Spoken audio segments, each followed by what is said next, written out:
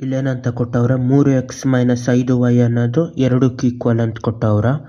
ಇವಾಗ ಇದು ಕಂಡುಹಿಡಿಬೇಕು 8 ಅನ್ನೋದೆಷ್ಟು ಅಂತ. ಇವಾಗ ಯಾವ ಥರ ಮಾಡೋದು, ಇದನ್ನು ಸಿಂಪ್ಲಿಫೈ ಮಾಡಬೇಕು.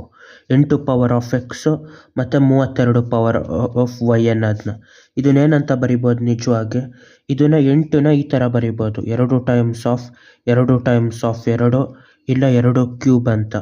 ಹಂಗಾಗಿ 8 ಇರೋ ಪಾರ್ಟ್ನ 2 cube hole power of X ಅಂತ ಮಾಡ್ಬೋದು. ಅದೇ ಥರ 32ನ ಅದನ್ನು ಅದೇ ಥರ ಡಿವೈಡ್ ಮಾಡ್ಬೋದು. 2 16 32, 2 8 ಮತ್ತು 2 4 2 2. 32ನ 2 ಟೈಮ್ಸ್ ಆಫ್ 1 2 3 4 5 ಸತಿ ಗುಣಿಸ್ಬೇಕು 2ನ 2 ಪವರ್ ಆಫ್ 5 ಅಂತ ಬರಿಬೋದು ಇದನ್ನು. ಅದೇ ಥರ ಡಿವೈಡೆಡ್ ಬೈ 32ನ 2 power of 5 whole power of y ಅಂತ ಬರಿಬೋದು.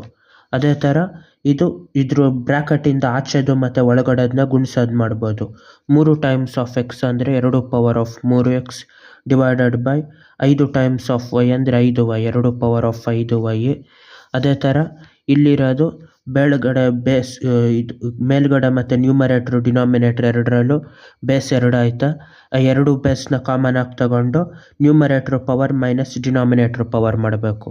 3x - 5y ಅಂತ ಪವರ್ನ ಇಲ್ಲಿ 3x - 5y ಅನ್ನೋದು 2 ಅಂತ ಕೊಟ್ಟವ್ರ.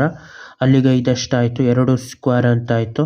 2 2 4. ಹಂಗಾಗಿ ಇದು ಟೋಟಲ್ ಆಗೆಷ್ಟು 4 ಆಯಿತು. ಇದ್ರ value 8x/32 power of y ಅನ್ನೋದು. ಬಾಯ್.